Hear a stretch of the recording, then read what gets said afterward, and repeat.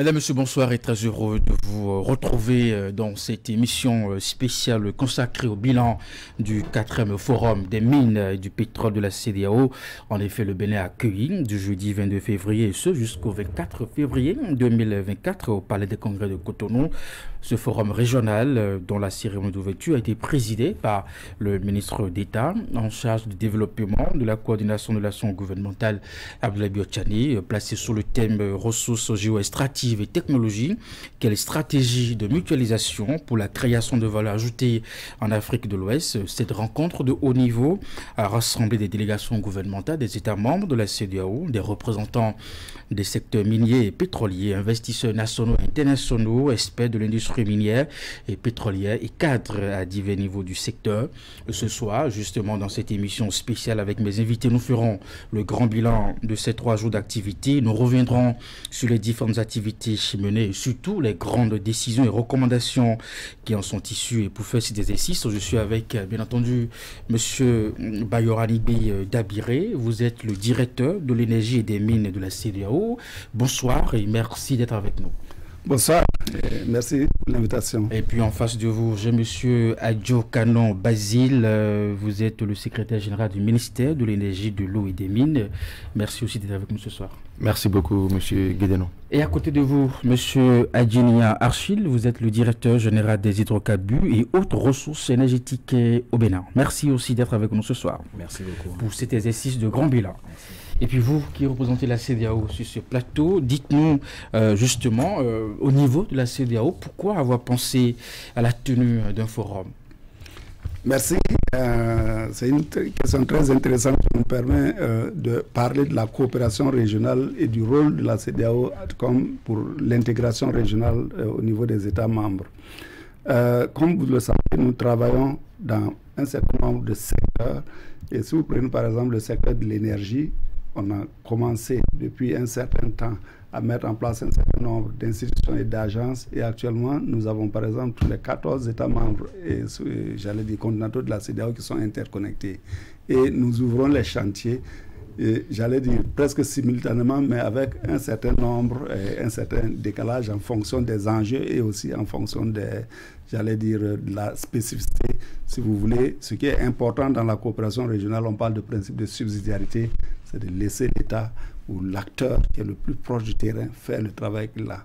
Donc, au niveau des mines, on avait commencé à voir comment faire la coopération avec les États membres en travaillant d'abord sur les textes, avoir des textes régionaux, avoir un certain nombre de documents de politique, de codes qui permettent aux États de coopérer ensemble et de bien exploiter les ressources minières.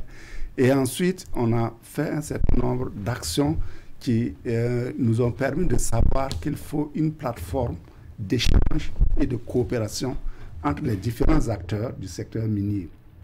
Et cette plateforme est nécessaire quand vous regardez, j'allais dire, au niveau des documents de politique et autres. Ça nous permet d'échanger, d'avoir la compréhension, la même compréhension sur un certain nombre de principes et de voir comment on peut avoir des recommandations pour avancer, pour faire avancer le secteur. Ensuite, ça permet à un certain nombre d'acteurs de se retrouver ensemble. Et on a commencé en 2012 à penser au forum. D'abord, notre principe de travail, c'est la coopération entre les États membres, c'est comment établir des synergies.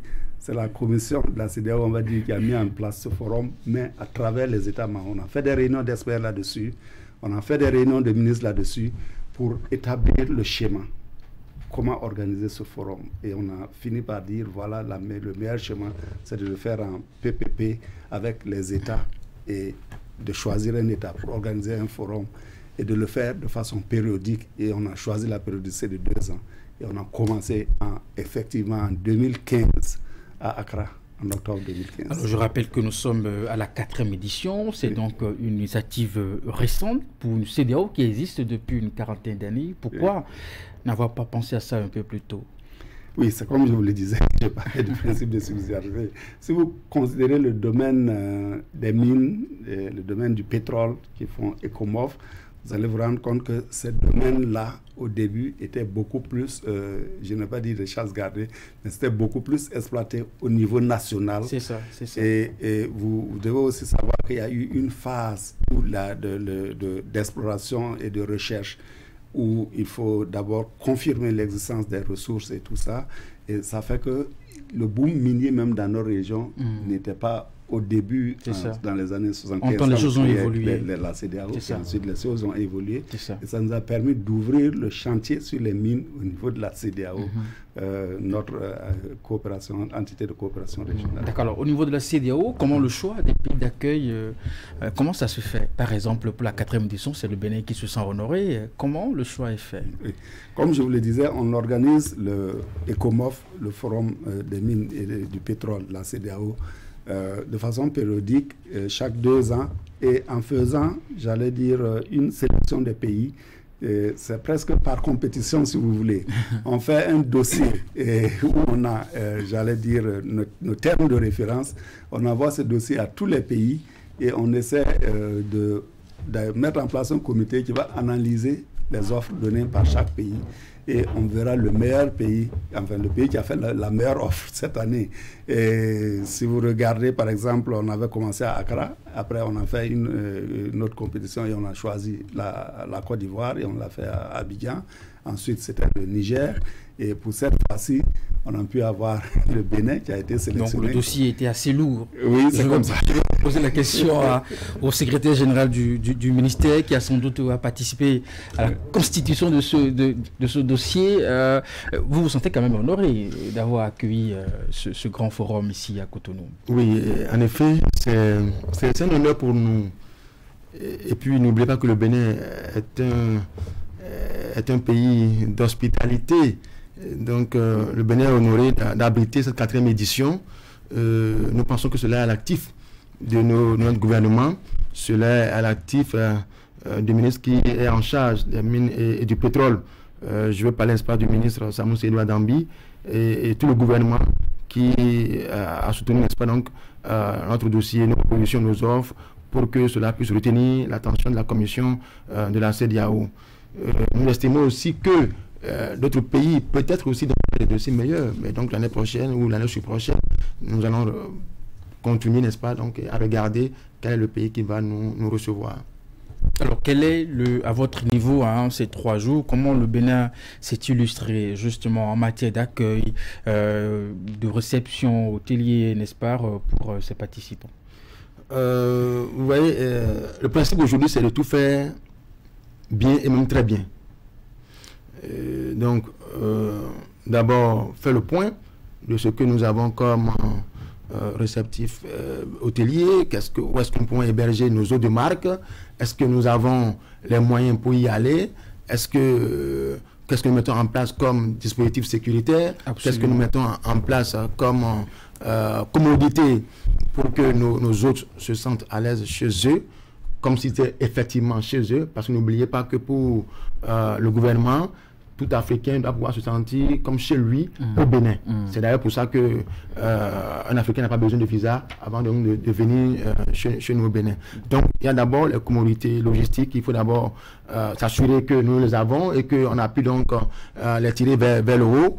Ensuite, au niveau de ce que nous pensons apporter comme touche particulière du Bénin à l'organisation du forum sur les mines et le pétrole de la CEDEAO, au niveau donc des thématiques, au niveau des experts, au niveau même des sponsors, parce qu'il faut quitter les champs ordinaires où ce sont sans plutôt les entreprises minières ou pétrolières, aller vers d'autres entreprises qui sont dans le périmètre de certains miniers, certains pétroliers, et qui sont d'ailleurs même le gros acteur. Je veux parler par exemple des banques, donc qui aussi donc sont très très importants lorsqu'on veut parler de financement de l'activité minière et pétrolière. Donc comment est-ce que nous avons pu mobiliser tous ces acteurs?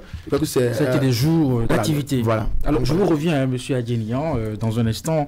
Je me tourne à nouveau vers M. Dabiri. Dites-nous aujourd'hui, au sein de notre organisation, je parle de la CEDEAO, comment se porte le secteur minier et du pétrole? Oui, j'allais dire, le secteur se porte très bien.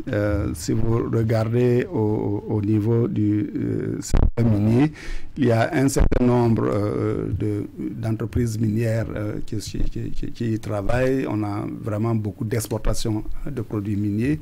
Le problème essentiel que beaucoup de gens se relèvent, c'est peut-être est-ce que cela profite entièrement à notre région.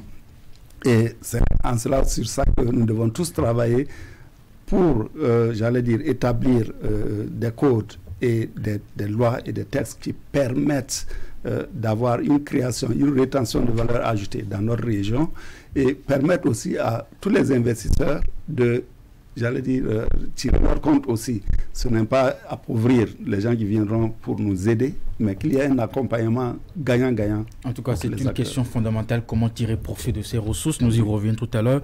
Monsieur Adjenia Achille, comment avez-vous vécu cette projet d'activité? Merci, Monsieur Guédénon. Ça a été 3 jours très intenses. Très intenses pour le visage l'organisation, pour ce qui concerne les participants également. Ça a été 3 jours de conférences, de panels, de sections, autour de plusieurs thèmes. Il y a eu en tout pour tout 10 sections au cours de ces 2 jours, le 3e jour qui est aujourd'hui, qui a été consacré spécialement aux visites. Par contre, pour les 2 premiers jours, c'est-à-dire jeudi et vendredi, ça a été 10 sessions qui ont été alignées. La première session, la session de haut niveau où le ministre et ses hôtes de marque ont échangé entre eux sur une thématique qui est quand même très très importante aujourd'hui, qui est la thématique, c'est la politique de mutualisation pour accroître la valeur ajoutée créée par l'exploitation des ressources extractives. Ça a été une session au cours de laquelle ils ont échangé sur la stratégie à mettre en place, la stratégie de mutualisation pour que aujourd'hui au niveau communautaire nous puissions mettre ensemble nos efforts pour permettre de créer la valeur ajoutée. Ce n'est pas toujours facile. C'est pas toujours facile. Pour qu'elle soit profitable en fin de compte à nos populations. Parfait. Puisque c'est l'objectif. Ensuite, il y a eu les sections techniques qui ont été... il y a eu des panels, notamment sur la question du contenu local, puisque aujourd'hui nous ne pouvons pas parler de mutualisation sans parler des aspects de l'aspect contenu local qui est très important. L'aspect formation, l'aspect implication de nos entreprises locales, parce qu'aujourd'hui, s'il faut mutualiser, s'il faut créer de la valeur ajoutée, il faut impliquer l'aspect humain, mais l'aspect entreprise, les entreprises locales. Il y a eu des thématiques également sur la question de l'artisanat minier, la question de l'exploitation des ressources, les technologies qu'il faut mettre ensemble pour pouvoir extraire le maximum de valeur ajoutée de nos ressources géostratégiques. En tout cas, vous nous donnez déjà quelques idées des thématiques abordées au niveau de ce forum. Nous y revenons dans un instant, mais avant, on va marquer une pause et suivre le compte rendu, justement, de l'ouverture de ce forum du côté du Palais des Congrès de Cotonou. Après le Ghana en octobre 2015, la Côte d'Ivoire en décembre 2018 et le Niger en février 2022, c'est le Bénin qui accueille la 4e édition du Forum des mines et du pétrole de la CEDEAO. Plusieurs délégations gouvernementales de l'organisation sous-régionale, chercheurs, investisseurs et acteurs des secteurs pétroliers et miniers sont au rendez-vous du Palais des Congrès de Cotonou pour des discussions fructueuses autour des défis liés au développement des pays membres de l'espace communautaire. Le Forum des mines et du pétrole de la CEDEAO a pour ambition de promouvoir une contribution durable des secteurs des mines et des hydrocarbures à la croissance économique et au développement durable de la communauté, tout en respectant les principes universels de développement durable, ce qui cadre parfaitement avec la vision globale du gouvernement, du programme d'action du gouvernement 2021-2026 de son Excellence M. Patrice Talon, président de la République du Bénin, qui est d'accélérer le développement économique et social du Bénin en poursuivant la transformation structurelle de notre économie. Le forum est conçu comme une plateforme de dialogue collaboratif et d'exposition du potentiel du secteur géo-extractif de la région. Il devrait permettre aux principales parties prenantes d'identifier de manière inclusive des mécanismes appropriés pour assurer l'équité dans le développement, la gestion et la distribution optimale des avantages qui découlent du secteur minier et pétrolier. Ressources et technologies géo-extractives. Quelle stratégie de mutualisation pour la création de valeur ajoutée en Afrique de l'Ouest? C'est le thème retenu pour cette 4e édition du Forum des mines et du pétrole de la CEDEAO. Une thématique qui est une invite aux industries minières et pétrolières à œuvrer davantage pour améliorer le bien-être des citoyens de la communauté dans un contexte de campagne d'industrialisation de la région. Mutualisation, coopération et intégration. Le ministre d'État chargé du développement et de la coordination de l'action gouvernementale trace les pistes à explorer pour répondre aux attentes des populations. Je souhaite que cette 4e édition du Forum des mines et du pétrole de la CEDEAO ne soit pas une réunion de plus, mais qu'elle soit une édition spéciale d'innovation, de changement de paradigme, d'obsolète, de travail en silo et de promotion de la coopération, de la collaboration et de la coordination. Chaque participant doit repartir du Bénin avec quelques certitudes sur ce changement de paradigme. ECOMOF 2024 sera constitué de 10 panels qui seront animés par des experts et décideurs publics. Le forum se tient chaque 2 ans de façon rotative dans chacun des pays membres de la CEDEAO. Après la cérémonie d'ouverture, s'en sont suivis la coupure du ruban, puis la visite des stands installés pour la circonstance. Les travaux prennent fin le samedi 24 février prochain. Et voilà un compte rendu de Idrissou Boukari. Retour sur le plateau de cette émission spéciale. Monsieur Adjo Kano Basile, tout à l'heure, justement au lancement du forum, le ministre béninois Samoussé Douadambi est quand même parti d'un tableau peu reluisant que présente l'Afrique en matière d'exploitation, n'est-ce pas, de ses fortes ressources naturelles. C'est dire que sur le continent, nous traînons encore un peu les pas. Oui, nous traînons les pas. C'est connu, le potentiel minier et pétrolier de l'Afrique n'est pas du tout négligeable, il est d'ailleurs très grand. Malheureusement, nous exportons des produits bruts à faible valeur ajoutée. Et puis derrière, nous importons des produits finis à très forte valeur ajoutée, donc plus cher. Qu'est-ce que nous faisons pour que, au sein de notre communauté, nous puissions inverser la tendance? Comment est-ce que nous nous comportons pour que nos ressources minières pétrolières puissent effectivement profiter à l'Africain que nous sommes? Et donc, l'une des pistes, justement, c'est de nous mettre ensemble, donc de mutualiser nos efforts, nos stratégies, d'accéder à la technologie aussi. Et donc, cela nous permettra derrière de créer de la valeur ajoutée. Et c'est justement là la problématique. Et je crois que les allocutions à la cérémonie d'ouverture, tel que vous venez de le montrer, ont planté le décor. Et la session de haut niveau, donc la session ministérielle, a permis donc d'aborder, de tracer les grands axes sur lesquels justement nous avons travaillé au niveau des différentes sessions de ce forum. Donc nous sommes allés dans tous les compartiments possibles, dans toute la chaîne de valeur.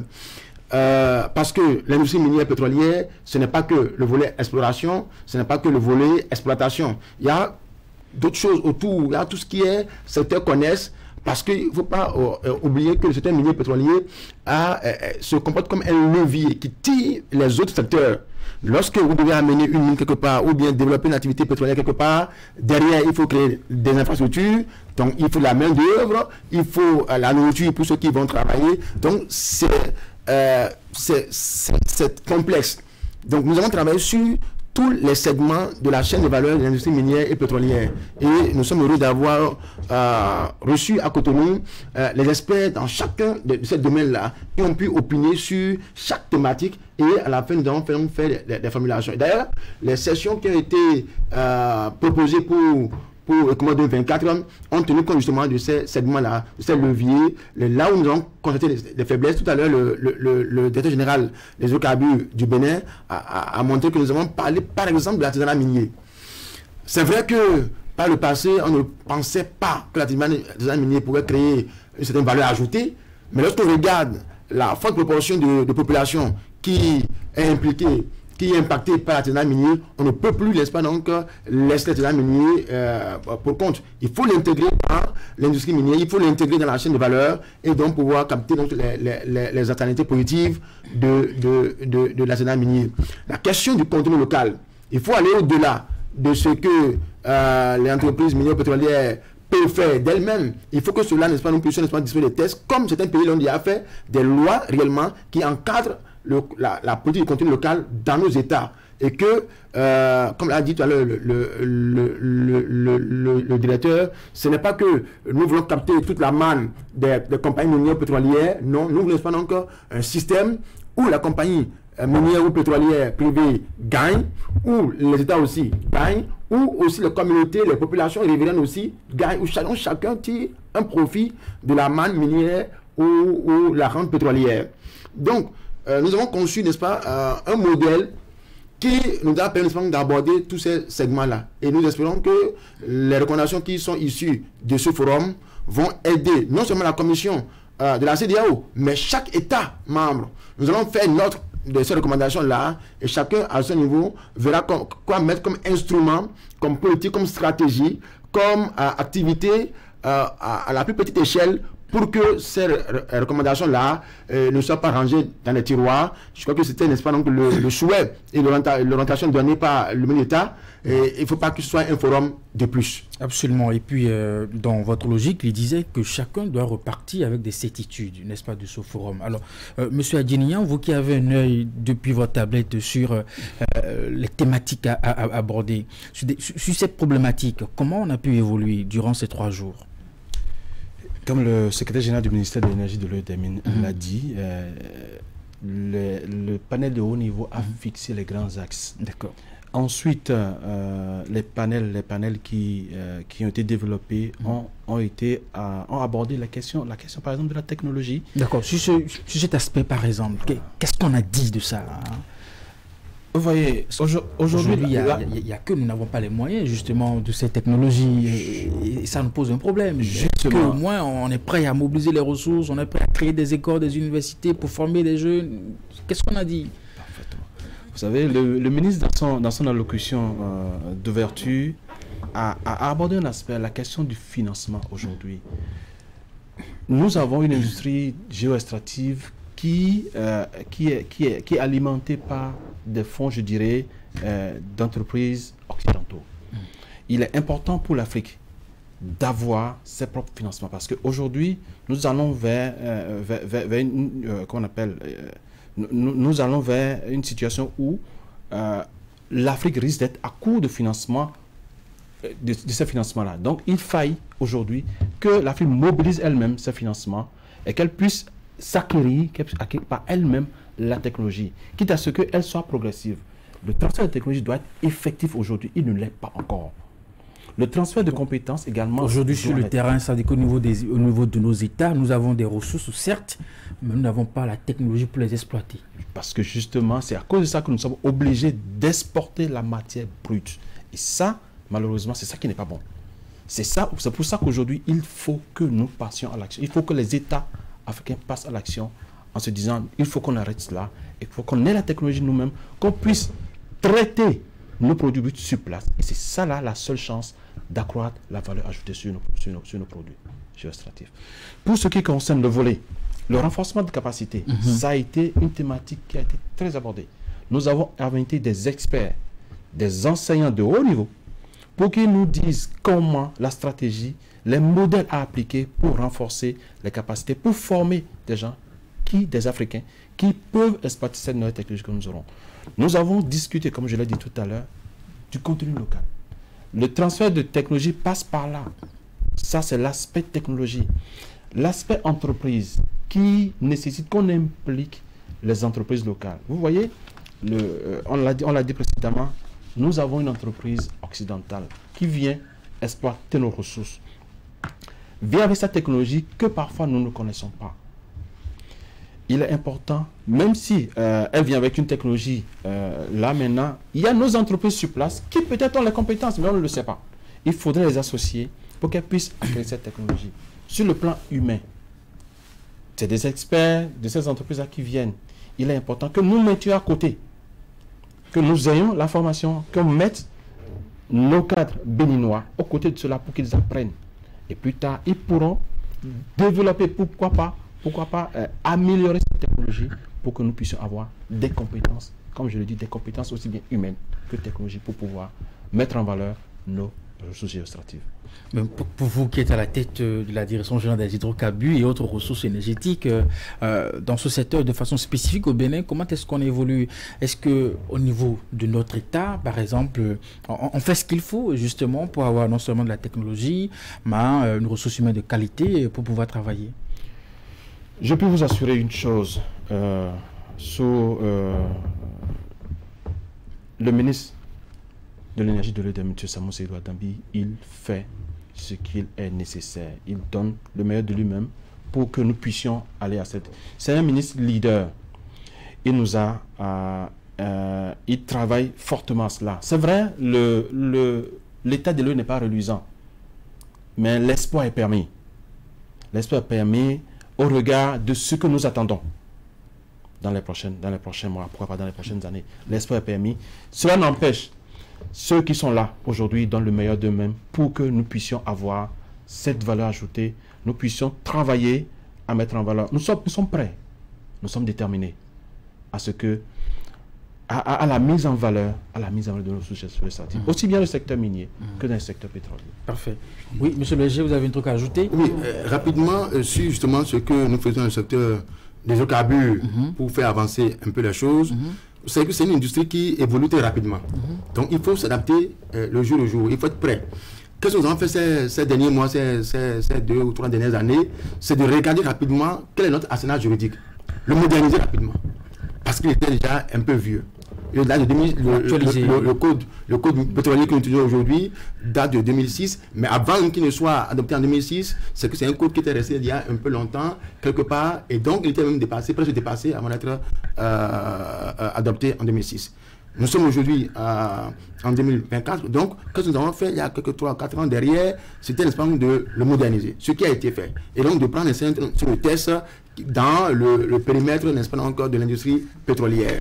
Ceci donc va donner un peu plus de confiance donc, aux compagnies pétrolières pour qu'elles puissent s'installer. Et nous sommes sur la bonne voie. Les voies les plus autorisées que les nôtres en sont, n'est-ce pas, donc rendons compte d'un certain, n'est-ce pas, de compagnies qui vont reprendre intensivement les activités sur nos blocs pétroliers. Je crois qu'il y a des délibérations en cours. Donnez-nous des informations.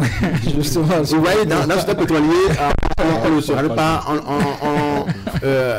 L'éducation n'est pas d'annoncer des choses qui ne sont pas. Vous voyez, lorsque nous avons parlé du projet Pipeline Export Niger-Bénin. Par exemple, ça, nous sommes à quel niveau? Nous en sommes où? C'est vrai que c'est un projet qui a été lancé. Nous en sommes où? Je crois que beaucoup de gens ont vu, un point a été fait récemment, là où on en est. Le pipeline est quasi terminé, les stations terminales sont là, et puis bon, il y a un point qui a été fait récemment. Donc, il faut pouvoir monter le concret. C'est l'éducation, c'est l'orientation, c'est la vision. Montrer du concret aux Béninois, surtout sur un secteur aussi sensible comme... C'est justement ça, c'est le concret qui nous intéresse justement.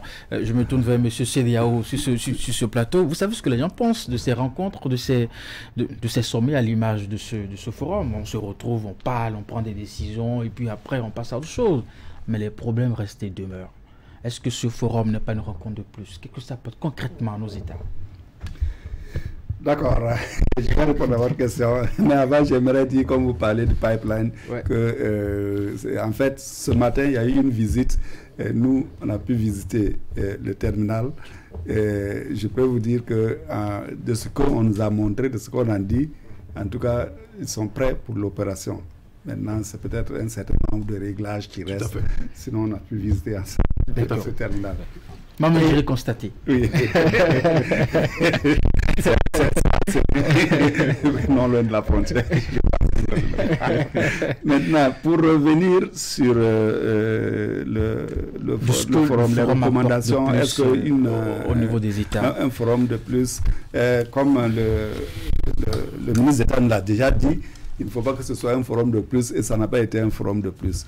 On a à peu près une dizaine de recommandations Et si vous regardez ces recommandations-là, elles sont réellement bien spécifiques et je pense que chacun a un certain nombre d'actions à entreprendre. Maintenant, je ne vais pas aller dans les détails de toutes, mais je vais vous donner par exemple en ce qui concerne, il y a à peu près 3 recommandations sur le secteur des pétroles. Je vais vous en donner une par exemple, c'est au niveau de l'harmonisation des produits pétroliers que nous importons, que nous produisons. Nous avons arrêté au niveau de la CEDEAO une directive sur l'harmonisation des produits pétroliers qui fixe par exemple un certain nombre de caractéristiques. Si vous prenez par exemple la teneur en soufre, nous cherchons à peu près 100 ppm. Il y a des États qui l'appliquent, il y a d'autres qui ne l'appliquent pas. Pourquoi? Parce que justement, ça doit pouvoir s'appliquer à tout le monde. Parce que justement, il y a peut-être un certain nombre de dispositifs à prendre pour pouvoir l'appliquer. Si votre fournisseur habituel, par exemple, n'a pas ce produit actuellement, qu'il vous faut faire un appel d'offre internationale pour prendre un autre, il y a des dispositifs pour le changement de fournisseur et il y a un certain nombre de choses qui doivent faire de sorte que vous n'augmentez pas les coûts des produits pétroliers dans votre pays, par exemple. Ça, c'est un exemple que je cite. Mais cela pose des problèmes, par exemple, si vous prenez pour le Bénin, s'ils ont un bac et qu'un pays commande, par exemple, c'est à 200 ppm et que l'autre commande à 50 ppm et ça doit être dans le même bac, il y a des problèmes de stockage. Et donc ça, on a pris des recommandations pour voir comment faire pour l'appliquer. Et nous pensons pouvoir, relancer les États et même peut-être faire des visites pour expliquer et voir comment assister. Si vous prenez le secteur des mines, il parlait, on a pris un certain nombre de recommandations. Si vous parlez, par exemple, de la reconnaissance des ressources, nous avons compris qu'il faut mutualiser un certain nombre d'activités qui peuvent faire avancer. Si vous prenez, par exemple, les laboratoires de référence, on n'a pas besoin d'avoir des laboratoires de référence dans chaque pays. Quand vous allez faire peut-être un carottage, que vous allez faire une analyse de type, par exemple, une fois par mois, vous n'avez pas besoin d'avoir tous les équipements pour cela. Si nous mutualisons nos efforts et qu'on a des laboratoires de référence où on peut envoyer plus rapidement avec les moyens de transport aujourd'hui, chacun trouvera un bénéfice. Et ça, c'est des choses. Vous parliez tantôt de renforcement des capacités. On a des écoles de référence. Comment faire pour avancer là-dessus? Il y a un certain nombre de choses. Et quand vous allez même jusqu'à l'exploitation, on a réfléchi pour voir comment collaborer, comment les États peuvent collaborer pour l'exploitation des produits miniers. Donc, pour moi, ce n'est pas un forum de plus. Et comme je l'avais déjà dit aussi, il y a l'autre aspect du forum qui permet d'avoir un certain nombre de partenariats B2B. Et je peux vous dire, pour ce forum spécifique du Bénin, on a été, beaucoup impressionnés. On pense que c'est une réussite en ce qui concerne la communication. Parce que vous pouviez suivre les panels en streaming direct sur Internet. C'était diffusé. Et ça, c'est important. On a des partenaires qui suivaient ça de distance. Et je pense que ce n'est pas un forum de plus. Alors, aidez-nous justement à constater cette évolution entre la 3e édition et puis cette 4e édition. Oui. Comment on peut faire la comparaison et s'assurer qu'en temps, ce n'est pas la même question qu'on a abordé la 3e édition qu'on a abordé la 4e édition? Comment on fait? Non, ce n'est pas la même question. Pour savoir que vraiment on a évolué. Oui. D'abord, je vais dire que pour l'évolution, on avait commencé en 2015, si je me rappelle bien, octobre 2015. Premier forum, c'était sur le thème général, c'est valorisation et coopération régionale et valorisation des ressources énergétiques. C'était très vague. On a fait un autre forum en 2018, décembre 2018, en Côte d'Ivoire. Le thème, c'est plus ou moins sur la valorisation encore. Je ne me rappelle pas du thème exact. Et on a fait un autre en février 18 février 2022. Et ensuite, nous sommes ici 22-24 février. D'abord, c'est pour vous donner on parle des ressources géo-extractives et technologiques et stratégies de mutualisation pour la création de valeur ajoutée en Afrique. Juste si vous considérez l'évolution, on veut, notre objectif, c'est d'avoir un forum tous les 2 ans et de façon précise. Et pour cela, c'est une réussite pour nous au Bénin ici, parce que je parle de février 2022, février 2024. Donc on a tenu notre délai. Absolument. Ensuite, en ce qui concerne le thème, la thématique, vous avez vu, on parle d'un terme général qui était coopération régionale et valorisation des ressources. À maintenant, où on parle d'un thème, où on parle du constat, on dit ressources géo-extractives, technologies nouvelles, et maintenant on voit quelle stratégie de mutualisation des ressources, de mutualisation pour pouvoir avoir une meilleure valeur ajoutée. À cette question, quelle est la réponse que le forum a trouvée? Parce que c'est une question. C'est ça. Quelle est la stratégie que le forum a trouvée? Une réponse. Quand on parle de mutualisation, il faut d'abord qu'on accepte, j'allais dire qu'il y a une volonté politique qui accepte la coopération, la mise en commun des ressources. J'allais dire pour atteindre l'objectif. D'accord. Et ça, c'est important quand on discute entre les États, que tout le monde s'est rendu compte que c'est parce qu'on n'est pas ensemble et on ne travaille pas vraiment ensemble qu'on n'atteint pas cet objectif. D'accord. Par exemple... On va marquer un arrêt sur cet aspect, me tourner vers le SG. Quand du côté de la CEDEAO, on est plutôt satisfait sur cette réponse à l'échelle régionale, au niveau État, comment le Bénin s'engage justement à cette mutualisation? Puisque parfois, il y a des États qui n'acceptent pas, hein, justement. D'abord, au niveau de la ressource, la connaissance même de la ressource. Vous voyez, les gisements n'ont pas de frontières. Voilà. Les gisements ne s'arrêtent pas à la frontière, par exemple, avec le Togo ou avec le Nigeria. Oui. Donc, à ce niveau, vous avez un pays comme le Bénin, parce que vous parlez du cas du Bénin, oui. Vous avez un pays comme le Bénin qui est entouré par d'autres pays qui ont quand même une tradition minière beaucoup plus vieille que la nôtre.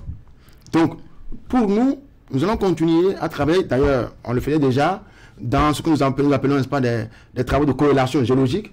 Lorsqu'un gisement... Avec d'autres pays. Lorsqu'un gisement traverse... Je mets l'accent sur ça parce que quand on a fini au niveau régional de prendre ces décisions, il faut qu'au niveau de chaque État, bien sûr, il y ait des décisions de façon spécifique pour que chaque État adhère à ces résolutions. Autrement, on ne va pas évoluer. Justement. Donc, on a l'engagement du côté du Bénin, par exemple. Le Bénin, je crois que je n'apprends rien à nos compatriotes ou aux téléspectateurs en disant que le Bénin essaie d'être quand même un élève modèle en matière d'intégration sur divers aspects qu'on peut regarder.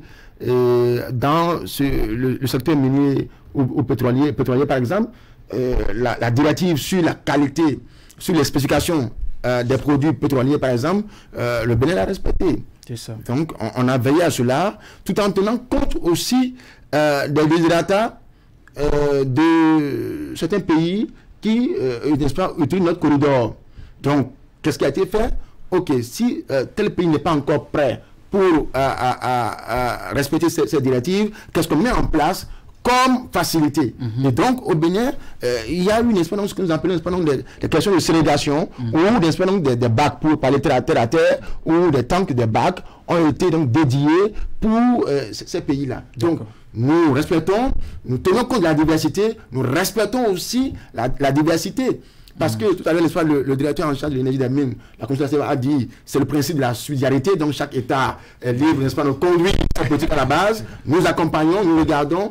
Si je reviens au niveau minier, nous avons travaillé sur, par exemple, des formations géologiques qui vont vers le Togo. Donc, on regarde un peu les données, on parle entre nous. Si c'est vers le Burkina ou vers le Niger, ou encore vers le Nigeria, nous travaillons. D'ailleurs, il y a beaucoup d'articles qu'aujourd'hui, les scientifiques écrivent, les universités écrivent conjointement avec les chercheurs de ces pays-là. Il y a de coopération. D'ailleurs, lorsque ce sont les soutenants de thèse, ce sont encore des évaluateurs, donc des examinateurs de ces pays-là qui viennent aussi accompagner. Donc, à ce niveau déjà, je crois qu'il y a un travail qui se fait. Et donc, pour le Bénin, il s'agira après justement le forum de regarder donc les recommandations, de les traduire donc en feuille de route, donc en tâches spécifiques, et donc voir qui va s'en occuper, et donc avoir un calendrier, un délai derrière. Qu'est-ce que nous pouvons faire? Parce que nous avons besoin de relever le niveau de nos secteurs miniers, de relever le niveau de nos secteurs pétroliers, d'être à l'école des autres et de préparer toute la base qu'il faut et de bien se lancer. Donc, il y a des recommandations qui nous concernent, par exemple, la réforme de l'artisanat minier. Nous avons fait des efforts au Bénin. Et je crois que le modèle béninois a été partagé. Et heureusement, c'est que ce modèle n'est pas le moins bon. Donc, on peut donc se féliciter par rapport à ces choses. Il y a des choses que nous faisons. C'est vrai que le commun des Béninois n'a pas toujours connaissance de ce qui s'est fait. Vous voyez, par exemple, sur les matériaux de construction, sur certaines commodités qui sont peut-être banalisées ailleurs, le sable, le gravier, les concassés, consorts. C'est vrai que le modèle béninois en termes de captation des retombées financières ou fiscales de ces commodités-là, ce modèle n'est pas mauvais. Donc, lorsqu'on évalue à l'aune de ce qu'on regarde autour de nous ou en Afrique, je crois qu'il y a beaucoup de modèles qu'on peut aussi exporter, comme aussi on peut apprendre. D'accord. Monsieur Dabiré, une autre solution que le Forum apporte à la question, quelle stratégie de mutualisation pour la création de valeur ajoutée en Afrique? Une autre solution, je vous disais tout à l'heure que, pour rebondir sur ce que vous avez dit par rapport aux États, la mise en œuvre des textes et tout ça, nous avons beaucoup de textes au niveau de la CEDEAO et l'application pose des fois le problème. Et j'ai une expression que j'aime dire en anglais, c'est walk the talk. Il faut qu'on applique ce que nous avons décidé. Il faut maintenant qu'on mette en œuvre ce qu'on a décidé. Et je pense que ça, c'est quelque chose que je peux dire qu'au niveau de ce forum-là, on a réussi à faire une sensibilisation de tous les participants, des États membres, que maintenant, il faut qu'on commence à mettre en œuvre toutes nos recommandations. Si vous prenez par exemple, parler de valeur de contenu local, on peut même citer par exemple les mines artisanales. Il y a un certain nombre de directives là-dessus. On peut citer la participation des femmes dans le secteur minier.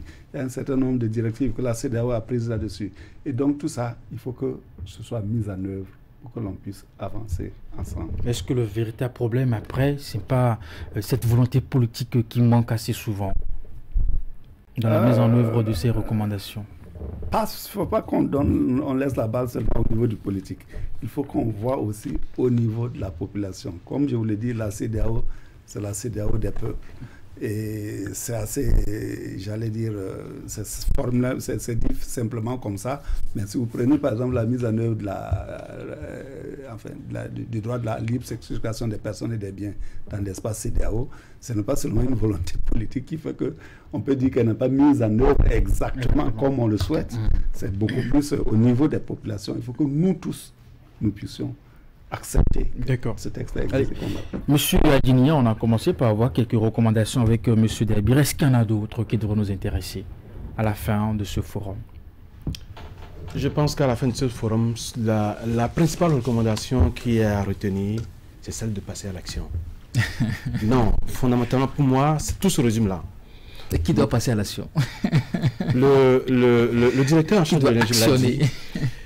L'action concerne tout le monde, aussi bien le politique que le technique. On doit aujourd'hui agir. Agir en faveur de la population. Agir agir dans le sens de la mise en valeur réelle de nos ressources. Pas nous-mêmes. C'est la seule condition en fait que nous allons avoir cette valeur ajoutée que nous cherchons. Pour moi, le forum, au sein de ce forum, c'est ce que je retiens. Il est important que nous nous mettions ensemble et qu'ensemble, nous agissions. Je peux peut-être le compléter du moins. Je vais le compléter par une résolution simple qu'on a prise dans les discussions qui est importante. C'est, par exemple, si vous voyez au niveau des négociations des contrats miniers et pétroliers, quand un État seul se retrouve face à certains investisseurs, c'est assez délicat. Et on s'est dit, pourquoi ne pas avoir des contrats types au niveau régional que nous allons échanger tous et arrêter un certain nombre de clauses qu'on peut dire, ça c'est des clauses minimales que vous devez avoir dans les types de contrats. Et je pense que ça c'est important comme recommandation. Si on peut le mettre en œuvre, ça va aider à avancer. Alors je vais prendre votre lecture sur une question. Vous savez, quand on parle de ressources sur notre continent, l'opinion africaine a une lecture plutôt désespérée. Soit nous avons certes des ressources, mais elles sont inexploitées. Soit nous avons des ressources, mais ça profite plus à des puissances étrangères et très peu à des Africains. Et pour finir, un grand paradoxe souvent qu'on n'arrive jamais à comprendre. 78% des diamants de la planète, c'est sur le continent. 89% de platine, c'est sur le continent. 81% de chrome, c'est sur le continent. 61% de manganèse, c'est sur notre continent. 60% de cobalt, c'est sur notre continent. 80% de coltan, c'est sur notre continent. 20% de la production mondiale d'uranium, c'est sur notre continent. 40% des réserves aurifères du monde, c'est sur notre continent. Mais nous continuons à être le continent le plus pauvre. Cette équation, est-ce que vous discutez de ça souvent à l'occasion de ces forums? C'est d'ailleurs pour ça que le forum est créé. C'est pour que nous puissions Est-ce que vous comprenez le sentiment? Parfois, aujourd'hui, nous avons une jeunesse africaine qui est très bouillonnante et qui parfois interroge assez les politiques sur ces questions. Est-ce que c'est légitime? Oui, tout à fait. Et je pense que aujourd'hui, les États travaillent à mettre en place le cadre qu'il faut. Vous allez voir que ces dernières années, dans notre sous-région, il y a la construction de raffineries de pétrole, oui, ou même de raffineries d'or, un peu partout. Oui. Il y a cette volonté que nous puissions mettre en place tout ce qui est logistique pour pouvoir transformer sur place nos ressources. Pour que l'or africain puisse briller pour les Africains. Voilà. Et pour que un pays qui produit du pétrole ne soit pas donc en train d'importer encore toute sa consommation en pétrole. Donc le sentiment, il est légitime. Je crois que c'est pour cela que les États travaillent à cela. Et c'est pour chaque fois, on essaie d'améliorer le cadre juridique, on essaie d'améliorer les politiques pour tenir compte justement de ça. Et aujourd'hui que les pays, notre sous-région est assez dynamique, et les pays se modernisent, il faut bien financer la modernisation. Et c'est à partir justement aussi du secteur minier ou pétrolier. Donc, nous avons le devoir de continuer, nous avons le devoir de rêver que effectivement le secteur minier africain, le secteur pétrolier africain va servir effectivement pour l'Afrique. Et c'est pour cela que dans le domaine du pétrole ou encore plus large de l'énergie, les pays membres de l'organisation des producteurs africains ont décidé par exemple de mettre sur place une banque, donc la banque de l'énergie africaine, qui va n'est-ce pas pouvoir, tout à l'heure le directeur le disait, créer donc avoir n'est-ce pas donc une source de financement pour les projets miniers ou les projets pétroliers qui sont des projets structurants. Et nous allons pouvoir aller aussi plus loin. Pour les PME qui sont dans ce secteur-là, pour les artisans dans ce secteur, il faut que nous puissions, il y a d'ailleurs une recommandation sur cela. Comment est-ce que nous permettons à ces PME ou à ces artisans miniers d'avoir accès au financement? Donc, il faut pouvoir créer cela. Et c'est pour cela que pour le forum de cette année au Bénin, nous avons tout fait pour que les banques soient présentes et nous soient déjà réfléchis déjà en amont. Et il y a des banques qui accompagnent. Elles nous ont dit qu'elles accompagnent déjà des activités minières ou pétrolières. Nous ne voulons plus. Nous voulons qu'elles puissent, n'est-ce pas, de façon prospective pour que nous ne soyons pas tributaires d'autres places financières qui ne sont pas forcément sur le continent. Donc, c'est vrai, nous avons des ressources. C'est vrai.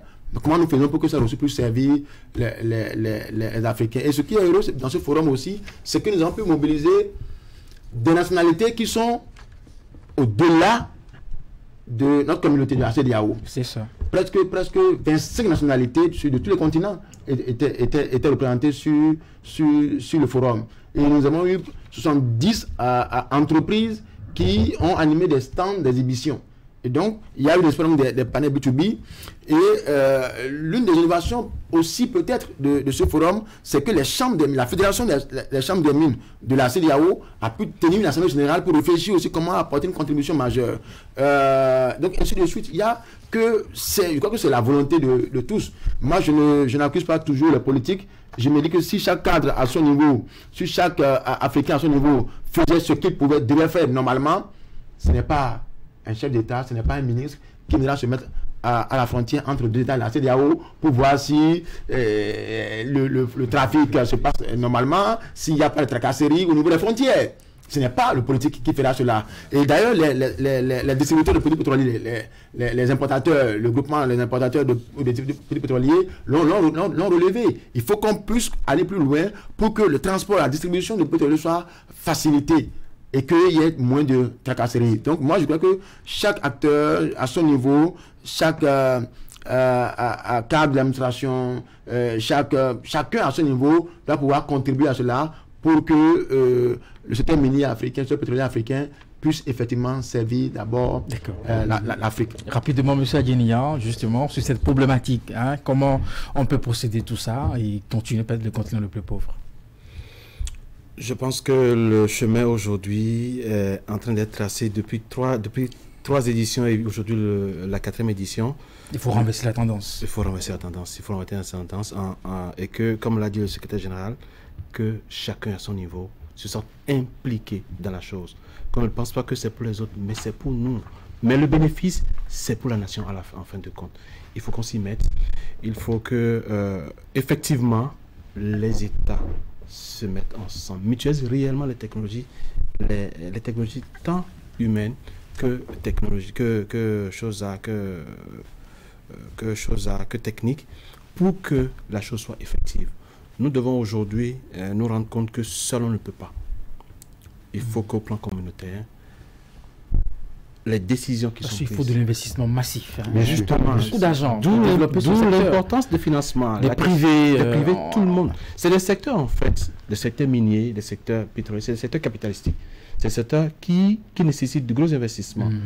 Et du coup, les États n'ont pas forcément les moyens pour faire face à ça. L'accompagnement des institutions financières fortes et africaines, bien sûr, est importante pour que nous puissions atteindre l'objectif que nous visons tous, le développement au service de la nation. Monsieur, justement, je vous repose la même question.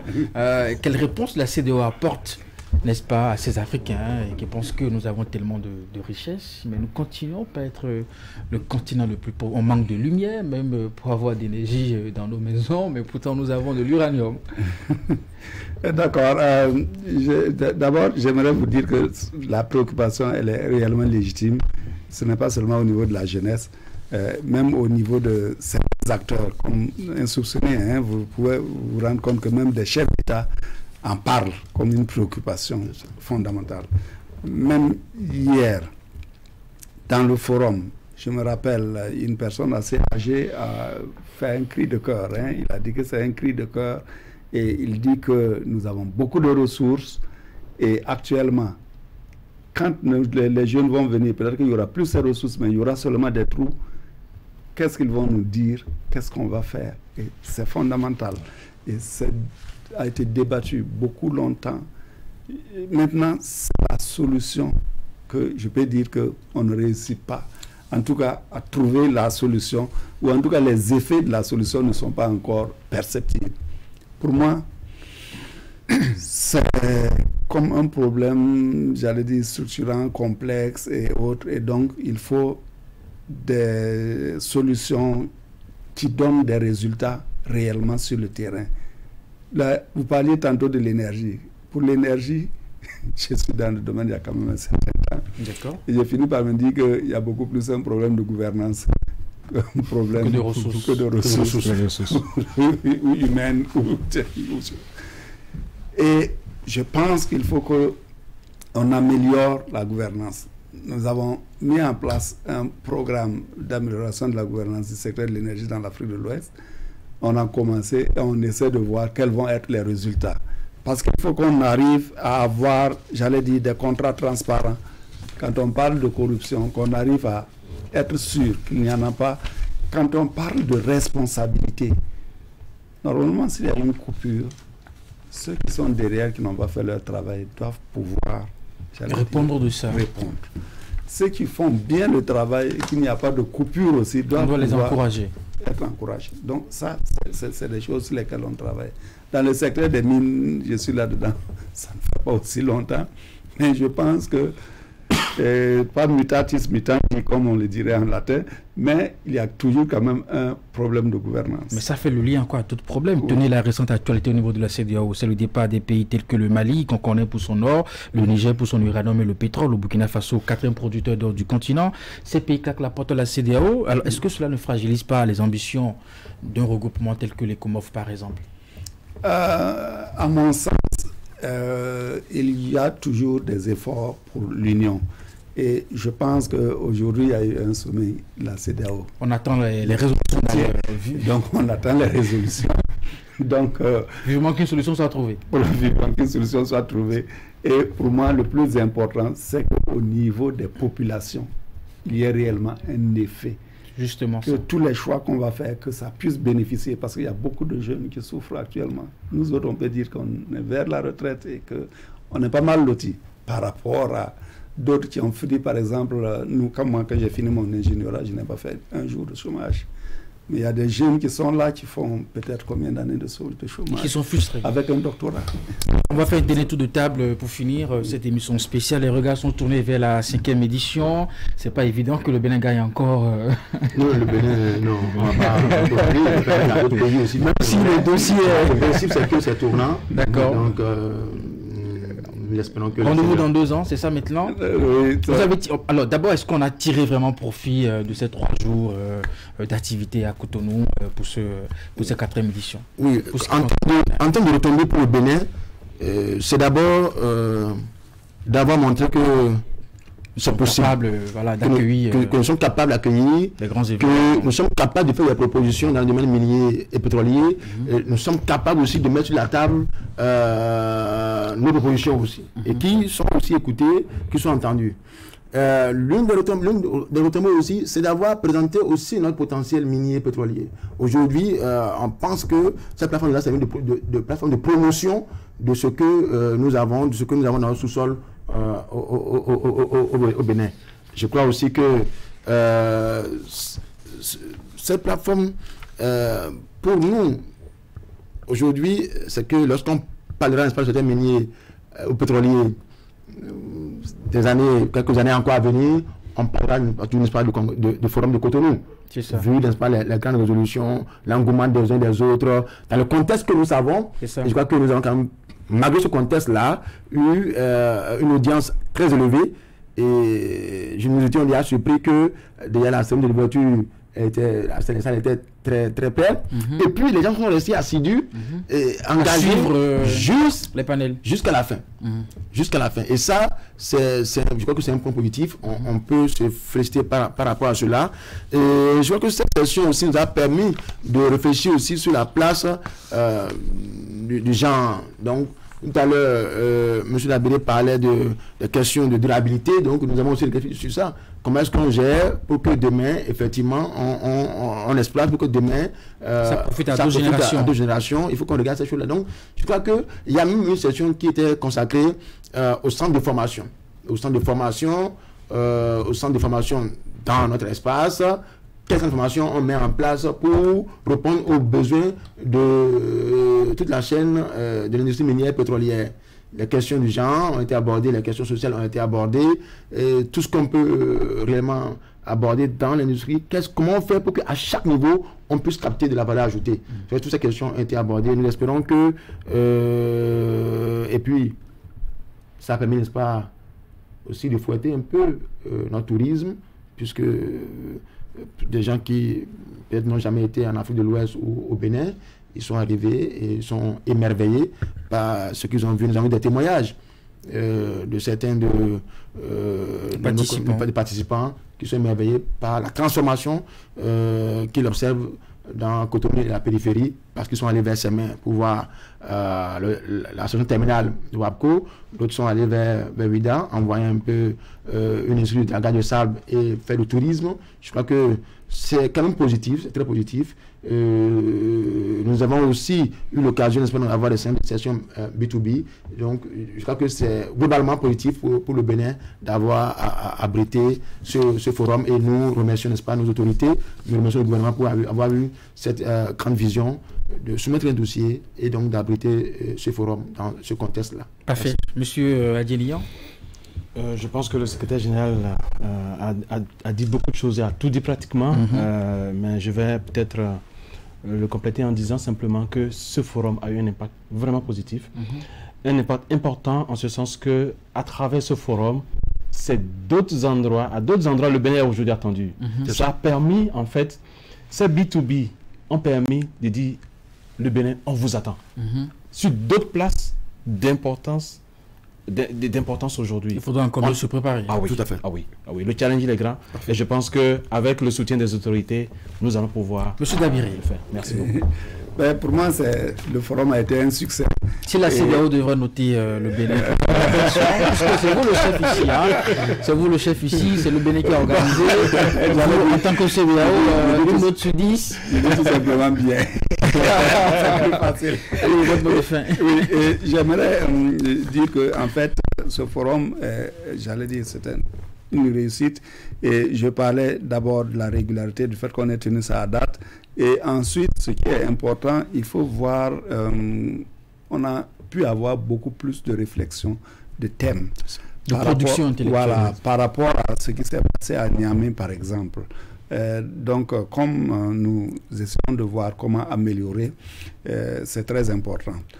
Nous allons pouvoir bâtir sur cela pour la durabilité du forum. C'est très important pour nous, parce qu'il faut que le forum puisse s'autofinancer. Nous sentons au fil des organisations que l'État a quand même, les États prennent quand même une bonne partie de la charge financière. Et comme on ne veut pas qu'ils sentent le forum comme un poids, on veut que le forum puisse être une opportunité. Et on veut aussi que tous les participants du forum, quand ils viennent au forum, ils savent qu'ils ont quelque chose du forum. Et ils vont revenir encore à l'autre édition. Et nous sommes en train déjà de réfléchir pour voir. C'est possible qu'on puisse même tenir la prochaine édition en 2025, dernier trimestre, parce que normalement c'est les années impaires. Et comme on a eu des ratés, on essaie de voir. Et si on réussit à le faire, sinon au plus tard ça va être en début 2026.